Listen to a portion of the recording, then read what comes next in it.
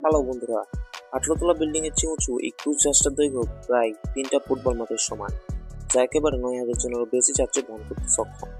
এই ক্রুজ জাহাজগুলির দাম $1.5 মিলিয়ন চেয়ে বেশি হয়ে থাকে এবং এটা একটি বিশাল আকারের ভাসমান শহর, যেখানে আপনার ভাবনার বাইরেও অনেক কিছু সুবিধা রয়েছে। তবে এই ধরনের জাহাজ তৈরি করা অনেক সময়ের ব্যাপার। এই জাহাজগুলি তৈরি করতে প্রায় 12 থেকে 40 মাস পর্যন্ত সময় লাগে। এখানে বিশাল ওয়াটার পার্ক থেকে শুরু করে আরো অনেক অবিশ্বাস্য সুবিধা রয়েছে, যেগুলো দেখে আপনার মনে হতে পারে যে এগুলো হয়তো কোনো ভিন্ন জগৎ। এ ধরনের জাহাজ তৈরি করতে প্রায় 500 জনেরও বেশি ইঞ্জিনিয়ারের প্রয়োজন হয়, অথচ তারপরে জাহাজের বাইরের দিকের কেবিনেট তৈরি করতে প্রায় 6 মাস পর্যন্ত সময় লেগে যায়। আর এইসব জাহাজ শক্তিশালী করতে 5টা থেকে 6টা ডিজেল ইঞ্জিনের ব্যবহার করা হয়। এছাড়া জাহাজ যত বড় হয় তার বৈদ্যুতিক শক্তির চাহিদাও তত বেশি হয়।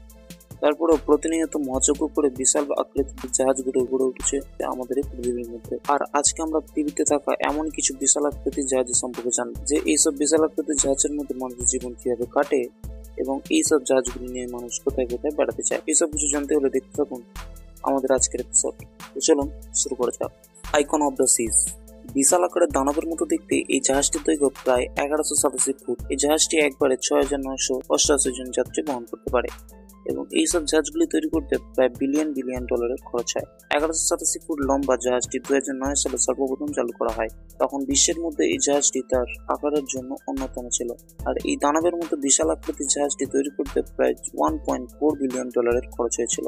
সে সঙ্গে এই জাহাজে ভ্রমণ করতে অনেক খরচও করতে হয়। যেহেতু এই জাহাজে সমস্ত কিছু সুবিধা রয়েছে, তাই এই জাহাজের টিকিট মূল্য প্রায় $25,000 থেকে শুরু করে $1,000,000 পর্যন্ত বিক্রি হয়।